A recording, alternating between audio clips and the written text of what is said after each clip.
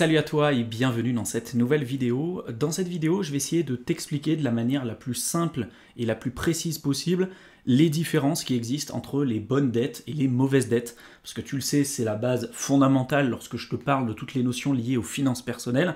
L'un des critères importants pour avoir une santé financière, c'est de bien évidemment ne pas contracter de mauvaises dettes et si possible contracter un maximum de bonnes dettes.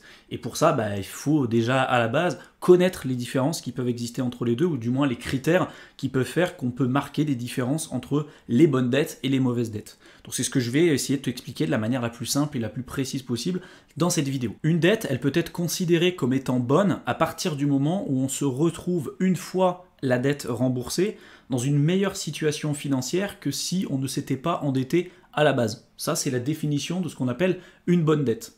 Donc si on se place uniquement sur le plan financier, la dette idéale, elle va financer un bien ou un service qui va premièrement permettre de rembourser le capital emprunté. Donc l'actif qu'on va acquérir, il va devoir conserver finalement sa valeur. Donc si on achète, je ne sais pas, une voiture chez le concessionnaire, ce n'est pas quelque chose qui va conserver sa valeur, puisqu'à partir du moment où je vais sortir du concessionnaire, la voiture va déjà perdre moins 20%. Donc si on se place sur le point de vue financier, encore une fois, on considère qu'une bonne dette et la dette idéale, c'est une dette qui va permettre de rembourser le capital emprunté et que l'actif, du coup, pour rembourser cette dette, il va devoir conserver de sa valeur. Il va nous permettre aussi de rembourser les intérêts de la dette, bien évidemment. Donc il doit aussi générer des revenus, si possible, cet actif. Et il doit être capable aussi de générer une marge qui permet l'enrichissement, sans quoi l'opération, clairement, elle serait neutre. Donc une fois qu'on a compris tout ça, on a compris que d'un point de vue financier, la dette idéale, elle nous permet de rembourser le capital emprunté, de rembourser les intérêts de la dette et de générer une marge qu'on appelle par exemple dans l'immobilier du cash flow. On a compris, on commence à faire plus facilement la différence entre une bonne dette et une mauvaise dette. Maintenant, pour t'aider à aller plus loin, je t'ai pris quelques exemples de bonnes dettes ou de mauvaises dettes. Donc dans le cas des bonnes dettes, on a par exemple le crédit immobilier pour faire du locatif, à condition de faire les choses correctement. Donc tu vois, on va utiliser le levier du crédit bancaire pour aller acheter un produit qui là pour le coup va s'apprécier ou va conserver de sa valeur. Si on fait les choses correctement, non seulement le locataire devra être en mesure de rembourser la dette qu'on a contracté auprès de la banque, et si possible d'avoir même un surplus. L'idée c'est de gagner sur tous les tableaux, à la fois avec l'appréciation de l'actif, à la fois de rembourser la dette et d'avoir un excédent qu'on appelle le cash flow pour générer des revenus supplémentaires. Donc ça, c'est ce qu'on met justement dans la catégorie des bonnes dettes. Ensuite, on a par exemple aussi des dettes qu'on peut contracter pour améliorer son entreprise ou son business. Ça aussi, ça peut être une bonne dette. Financer ses études. Attention aux études, toutes les études ne justifient pas quelquefois de payer des centaines de milliers d'euros, de s'endetter sur plusieurs années pour suivre un cursus scolaire. Et je pense même quelquefois à certaines écoles de commerce. Je ne vais pas citer de nom, mais voilà, c'est un gros problème aujourd'hui. Si jamais tu es amené à payer des fois des sommes astronomiques, à t'endetter pour payer des études qui sont très très chères, pour par la suite soit pas trouver de travail, parce que ça aussi ça arrive, ou alors trouver un job difficilement avec un salaire qui n'est absolument pas équivalent à ce que tu pouvais espérer avoir, et qui va te mettre dans des positions compliquées pour rembourser le prêt que tu as contracté au départ pour financer tes études, tu vois. Mais de manière générale, utiliser le crédit par exemple pour acquérir des nouvelles connaissances que tu pourras monétiser plus tard, c'est pas forcément une mauvaise chose. Ensuite, tu peux aussi contracter ta dette pour investir dans des SCPI, donc les sociétés civiles de placement immobilier. Ça fait partie des seuls placements financiers aujourd'hui avec l'immobilier de manière générale, l'immobilier physique, sur lequel tu peux contracter de la dette pour investir. Donc si tu veux le faire, ça aussi, c'est pas forcément vu comme étant un mauvais investissement. À conscientiser en fonction du contexte économique dans lequel on se trouve. C'est-à-dire que si aujourd'hui, on est dans un contexte économique où, je sais pas, le niveau d'inflation aujourd'hui est historiquement très haut, admettons que tu sois sur un niveau d'inflation de 10% par exemple, si aujourd'hui tu n'as pas une augmentation de revenus de l'ordre de 10% annualisé, en réalité tu t'appauvris. Même si tu as plus d'argent sur ton compte en banque, tu vas t'appauvrir parce que le pouvoir d'achat que chaque euro va te permettre d'avoir diminue au fur et à mesure du temps. Il y a tout qui augmente autour de toi, sauf en réalité ton pouvoir d'achat qui a du mal à suivre.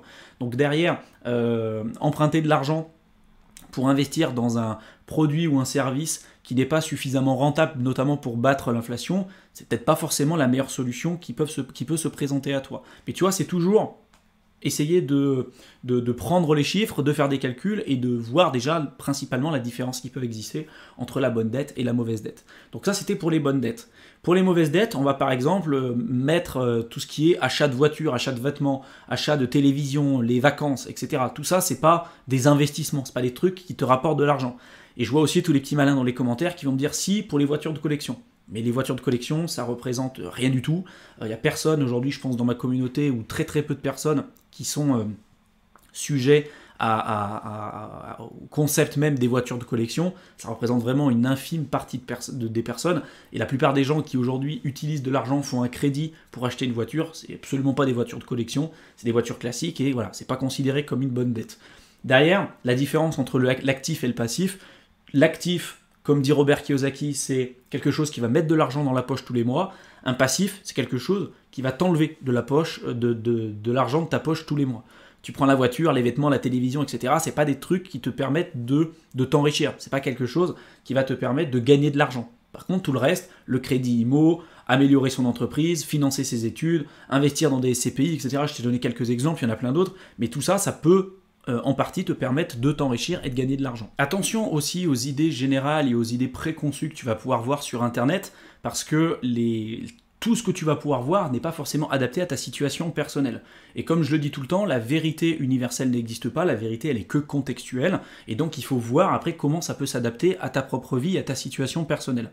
Ce qu'il faut savoir, c'est que même si en général on peut dire que la dette, ça ne doit absolument pas être une réponse à un budget qui est déséquilibré, il y a une réalité aussi derrière qu'on ne peut pas s'empêcher de voir, parce qu'elle est bien présente, c'est que tout le monde n'a pas forcément les mêmes moyens, les mêmes possibilités, et tout le monde n'a pas la même capacité d'acheter, par exemple, en cash, sa voiture pour éviter de contracter un crédit. Ça, c'est une réalité. Par contre, il faut faire attention, c'est-à-dire qu'on peut se dire, oui, derrière, je vis à la campagne, j'ai besoin d'une voiture, j'ai pas d'argent de côté, aujourd'hui j'en ai besoin pour me déplacer, donc je sais que c'est une mauvaise dette, mais voilà, j'en ai quand même besoin, donc je vais être obligé de contracter une dette. C'est pas grave, et c'est ok. Par contre, dans ce cas-là, un endettement pour moi qui va être raisonnable, il faut faire attention de bien saisir l'importance de la dette que tu vas contracter. C'est-à-dire que si, je sais pas, tu gagnes 50 000 euros par an, tu vas pas t'amuser à contracter un crédit pour acheter une bagnole à 200 000 balles, tu vois, ça serait un peu bête. Par contre, aujourd'hui, si tu as besoin de contracter une mauvaise dette pour acheter une voiture parce que tu en as besoin pour te déplacer, voilà, un endettement raisonnable pour moi, c'est pas forcément à mettre de côté et c'est pas forcément une erreur à proprement parler. Tu vois, quand on parle de mauvaise dette, souvent on te dit c'est mauvais, faut pas le faire, etc. Et dès que tu le fais, tu vas un peu te blâmer, tu vas un peu te flageller en disant j'ai fait une mauvaise chose, etc., etc. Non, tu vois, c'est pas grave. Il y a des personnes pour qui elles en ont besoin et c'est ok. Voilà, l'idée c'est de le conscientiser, de voir où est-ce qu'on en est et décider à toujours une fois de le juger et de balancer toutes ces informations-là et de l'adapter par rapport à notre situation personnelle. Le deuxième point, c'est de faire également aussi preuve de discernement et à chaque fois qu'on va contracter une dette, s'assurer qu'on sera bien capable de la rembourser en temps et en heure. Quand on va contracter une dette, faire attention de le faire non pas pour un outil de facilité, mais de se dire, voilà, est-ce que cette dette que je prends, est-ce que je serai capable de la rembourser? Et est-ce qu'aujourd'hui, le taux d'intérêt qu'on me présente, est-ce que c'est quelque chose qui est pertinent pour moi? Emprunter de l'argent à la banque pour aller faire les soldes avec un taux d'intérêt, par exemple, de remboursement de l'ordre de 20%, ça n'a aucun intérêt. Je pense que tu l'as compris. Mais derrière, encore une fois, pour acheter une voiture ou quoi que ce soit, faire marcher la concurrence et puis avoir un endettement qui va être raisonnable, pourquoi pas? Parce que ça reste quelque chose dont tu as besoin et aujourd'hui, de toute façon, il n'y a pas forcément le choix. Tu vois ce que je veux dire? Et enfin, ce que je voulais dire, c'est que c'est pas parce qu'aujourd'hui tu peux tomber sur une bonne dette, ou du moins une dette qu'on considère comme étant bonne sur le papier, qu'il faut absolument y souscrire, qu'il faut absolument la contracter, cette dette-là. Il faut bien comprendre que derrière, à travers chaque dette, chaque effet de levier que tu vas utiliser, il y aura un risque. Surtout quand tu vas investir dans l'immobilier. Oui, je dis que l'immobilier, c'est une bonne dette si tu fais les choses correctement, mais si tu empruntes de l'argent à la banque pour investir dans l'immobilier, que tu fais les choses n'importe comment, ça peut se révéler être une mauvaise dette, même si oui, tu as investi dans l'immobilier. Ça sera peut-être moins pire que d'acheter par exemple une voiture à crédit et en utilisant acheter une voiture qui est bien trop chère par rapport à notre capacité éventuellement à la rembourser, mais investir dans de l'immobilier et de le faire de la mauvaise manière, ça peut être aussi se révéler être une mauvaise dette, surtout si tu fais les choses n'importe comment. Et pour beaucoup de personnes, aussi ne pas contracter de dette et ne rien devoir à personne, c'est aussi synonyme vraiment de liberté. Et ça aussi, je peux le concevoir. Donc des fois, c'est ok de se dire que toutes les bonnes dettes qu'on voit sur le papier, il n'y a pas forcément d'intérêt ou d'obligation à y souscrire tout de suite, et puis louper des opportunités, c'est pas grave, il y en aura plein d'autres également par la suite. Donc j'espère que cette vidéo t'a plu, qu'elle t'aura intéressé. Comme d'habitude, je te mets dans la description de la vidéo le lien vers un programme de formation sur plusieurs jours, où je t'aide à aller beaucoup plus vite, beaucoup plus loin, et où je t'explique notamment comment j'ai fait à titre personnel pour atteindre la liberté financière en moins de 4 ans et demi en partant de zéro. Donc si tu t'intéresses à toutes les notions liées aux finances personnelles, l'investissement, etc., n'hésite pas à cliquer sur le lien, tu rentres ton adresse mail et je t'enverrai sur plusieurs jours du contenu exclusif directement dans ta boîte de réception. Je te souhaite une excellente fin de soirée et je te retrouve comme d'habitude dans une prochaine vidéo. Allez, à bientôt.